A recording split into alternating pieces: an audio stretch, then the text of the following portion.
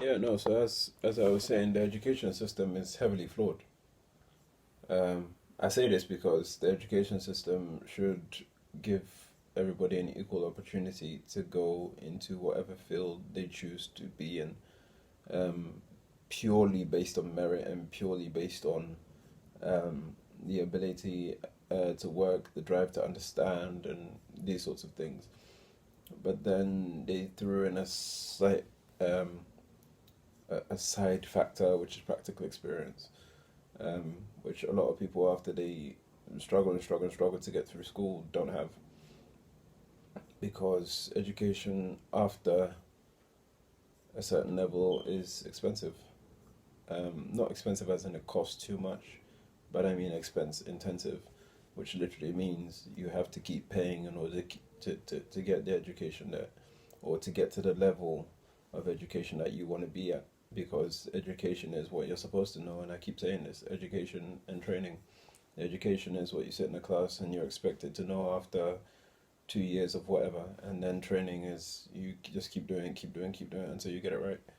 Um, I always use this as, for example, like cooking. If I ask you to make a cake, that's training. But if I ask you to make a Victoria sponge, that's education, because there's a difference of knowing what has to go in there, and then knowing what. Because like me, for example, I know from past experience, I say probably eggs, flour, yeast, some sort of extract, vanilla or chocolate or whatever. Um, then you have sugar, a lot of butter, and mix it all together and then put it in the oven. That will give you some form of cake. But I'm probably missing a couple of ingredients. I'm not a baker. But for example, that's what you should know. But if I ask you to change it and make something else, red velvet or Victoria sponge, or I said that already, or a cheesecake, or something, that you know that there's certain things that you have to tweak or change or increase or decrease the temperature, or use a particular cooking method. Even the way that you fold the dough or the flour when you're finishing with kneading it is, and these are the things that I don't really like, is that there's some people who take education to be more important than being able to. So, for example, there's people who know that this exists but don't actually know what it's for. Um, so I always love people who love chatting about things that they don't actually know. So people who get involved in, like, let's say, arguments or debates about addictions, and you've never been a crackhead, you don't know what it's like to, you don't know the withdrawal symptoms, you don't know um, the issues that people encounter when they're trying to go through these things. And for me, I think it's always going to be an issue of somebody who knows and somebody who thinks they know. Obviously, wisdom comes from observation, and if you are able to observe and you're able to find the connection point between the solution and the problem, then that is where your answers will generate from. But because you have that perception, you have that observation, that skill to be able to see things, then you will most definitely make a difference. But for me, I just think a level of training that you have to go through to be able to pick up certain skills, right? I love the fact that I was able to do my entire GCSE paper. Um, I'll be specific, English language. I was able to do my entire English language paper and I got a B. And then I did the same thing again under time, and because there was time pressure, I didn't finish one question and I got a C. And like a joke, I went to the exam hall, followed the second plan, means because of time, I missed that one question and I got a C again. So that literally means that if I was given the time to actually finish the paper, I would have definitely got a B. But they constrain you with time, because writing speed is a skill. You have to be able to write quickly. You don't necessarily have to be able to write details, you just have to be able to write, put your ideas onto the paper in time so that they can mark it. Because there's some people who are just literally sitting there for 2.5 hours not really doing much. And this is what I was talking about, the gravity. I always mention this thing called versatility and depth. For me, I like just piecing these two things together. If you're able to do a lot, so there's one person who knows a lot about one thing, and there's some people too who know one thing about a lot of things. Me personally, I would go with a person who knows one thing about a lot of things. For example, you know all the ingredients in an entire menu, but then um, so you know that there's one ingredient contained in a lot of different types of food. For example, gluten. You know, you can find it in bread, you can find it in cereals, you can find it in whatever, and it makes it mad, and it makes it difficult for you to engage in these kind of things. And for me personally, um, I'm always up for somebody who doesn't know much but is willing to learn. So the versatility is one level, but then it's when you come to now getting into the depths of things. That's what makes it a little bit more of a blessing to be around such a person, because problems don't exist until somebody has an issue. So there is no such thing really as a problem without a solution. I said this thing before, it's like a mathematical equation. If you have x plus y, it must equal z. Or if you have a plus b, it must equal c. If there's no c, then a and b don't exist. So if there's no solution, then there's no problem. If there's no problem, then how the hell are you gonna find a solution? Because there's nothing to actually solve. And this is one thing that I keep explaining to people, is that or I want to keep explaining to people, is that if there is no problem, there's no point spending time over it. There are certain things that take priority. For example, me, I work in a very fast-paced industry, which is food and beverage, where it's not a matter of running your legs. It's a matter of making sure that things are set up for things to be set up. So it's like a cycle. If the backup is not there, there's no point in you continuing to work like a madman, because you do have to be gentle. You can't just work with force and speed and work your muscles and work your legs. You have to have the ability to think ahead. So while you're doing something, your mind is on something else, so that you can actually knock out, as goes the saying, two birds with one stone. Start small. There are certain times you can actually knock out two birds with one stone 5 times. It's far better than knocking 10 birds out with one stone and missing one. Because if you miss one, then it's a backlog. And when it's a backlog, it's very difficult to go back through all the systems and try and find out which one of them that you missed out. That's why me, for example, whenever I'm at work, I always like to keep my mind to myself and make sure I'm finding out if people are okay, if there's anything they need. I always listen to people. I always make sure that, because upon doing all that, it doesn't make me better or less than a person. It just means that I know what's going on. Because there's certain times where I've always been in a situation, and then they'd be like, "Oh no, we don't have this," and I'll go and check, and it makes it so much easier to relay information across the whole board. Because if something disappears or if something runs out, it's important that everybody should know at the same time the moment it happens, because you never know. Like, there's sometimes where you literally just turn up, you go there, and as soon as the moment you get there, then what you've asked for is gone. That doesn't make any freaking sense.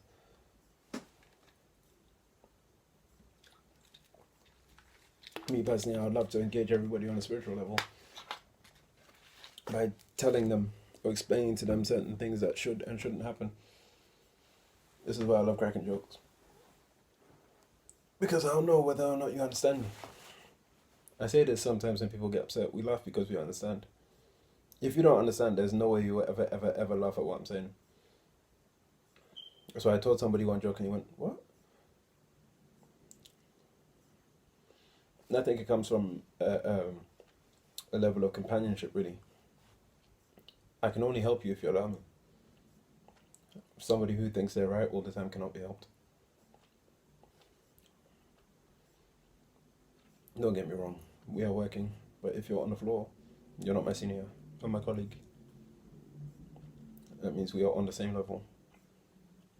Yes, of course, you dictate some decisions, but it will come to a stage where you will no longer need to be on the floor.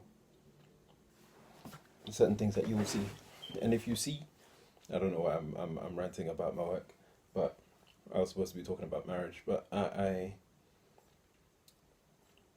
see that if there is something that needs to be done, then it needs to be done by all of us, regardless of level, status, or position.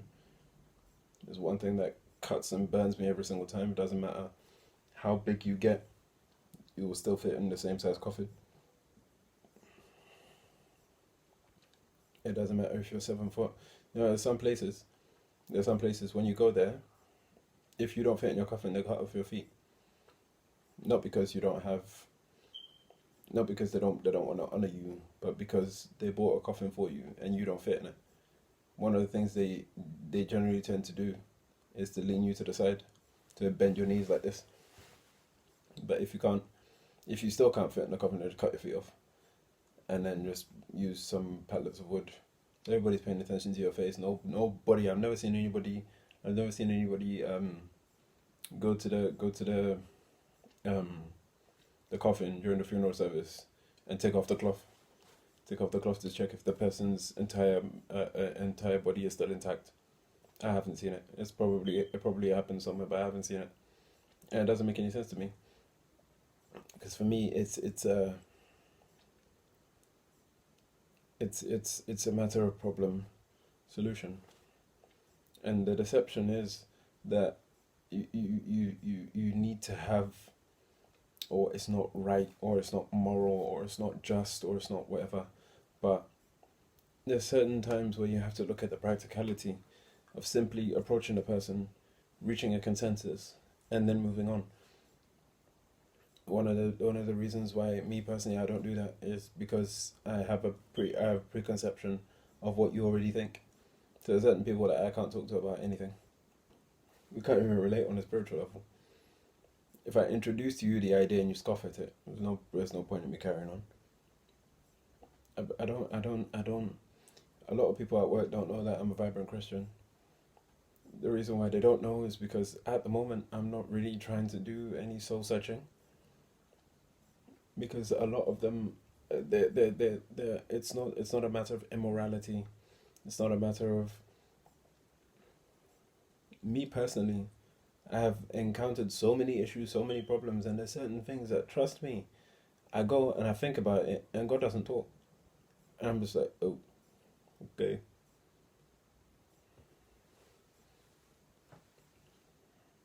For me, I've been in this part of my life for so long that these days I don't even understand how the hell I might even try and fix a problem.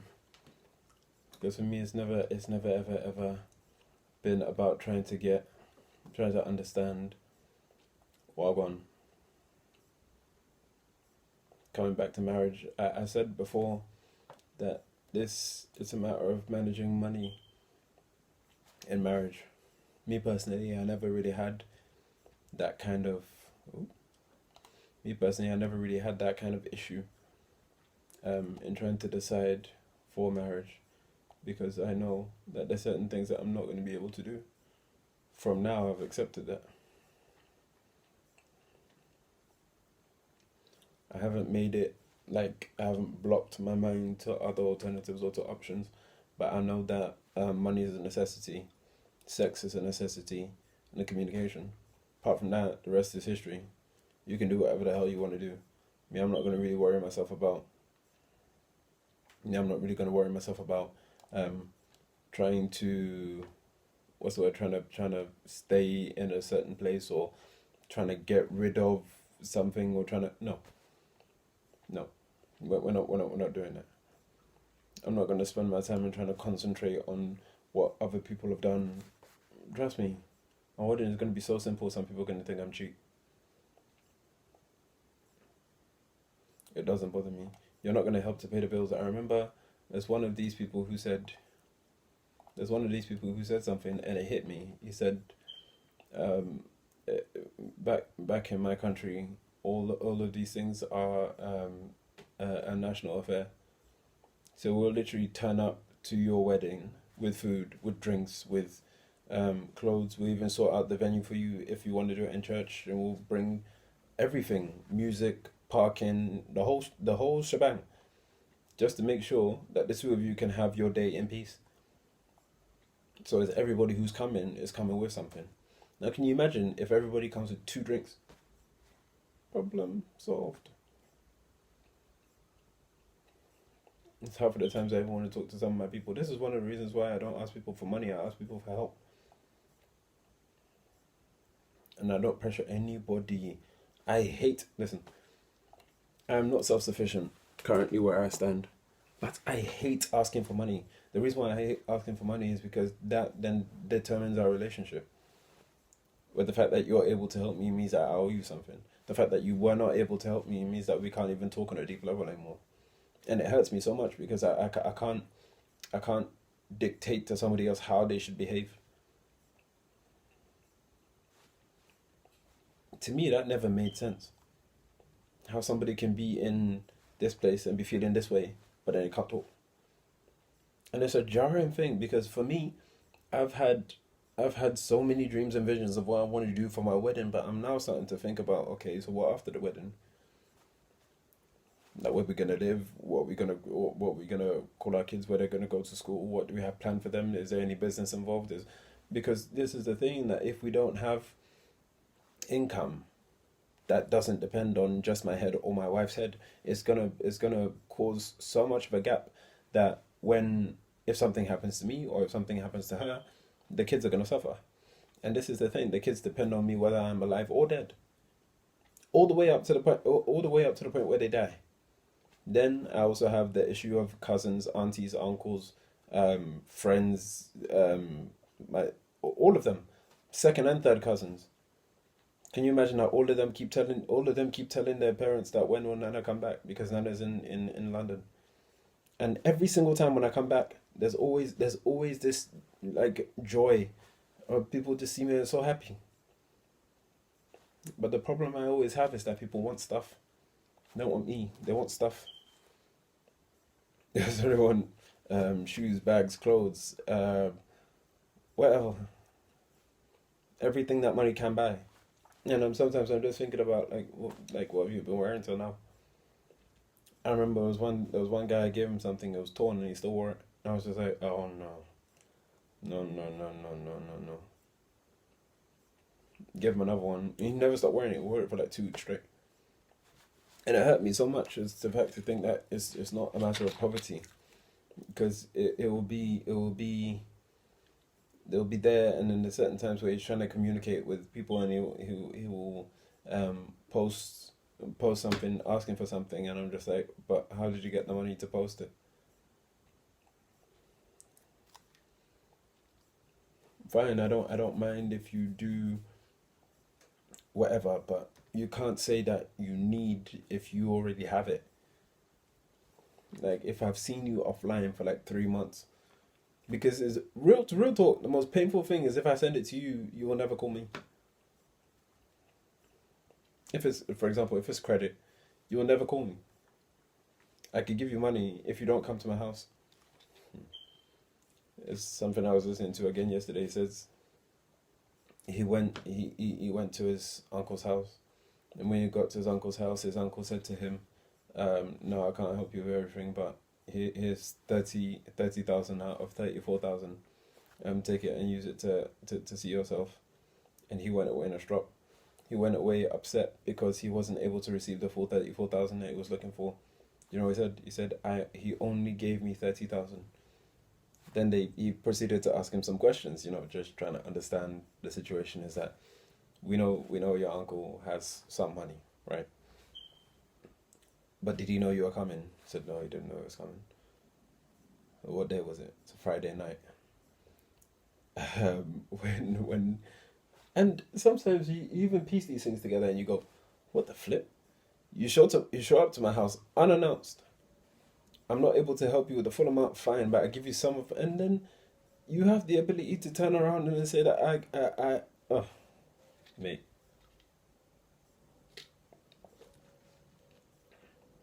that I even resemble a bad person. That's terrible, man. The sense of entitlement in this world is too much. It goes up to the moon and back. It is very jarring. This is why one of the reasons why if anybody asks me for anything, I ask them what did you do with the last one I gave you? There's certain times you will ask me, I'll say, "Oh, I hear you," but I don't know because this, like for example, I was told this morning to come and move some boxes. First of all, I didn't put it there. Whether I like it or not is not my matter. If it's this thing that they came to put there that they haven't packed, I should now come and pack it. Why? I wasn't here for the setup. I wasn't here for the set. I wasn't here for the construction. I wasn't here for the dig. What is the opposite of setup? Set down. I wasn't here for the construction. I wasn't here for the taking apart. I wasn't here for the. You told me that the boxes are there. The boxes are sparse and spread. I come and then I come and find the problem. I find the problem, and you tell me that as soon as I find the problem, you tell me that, hey,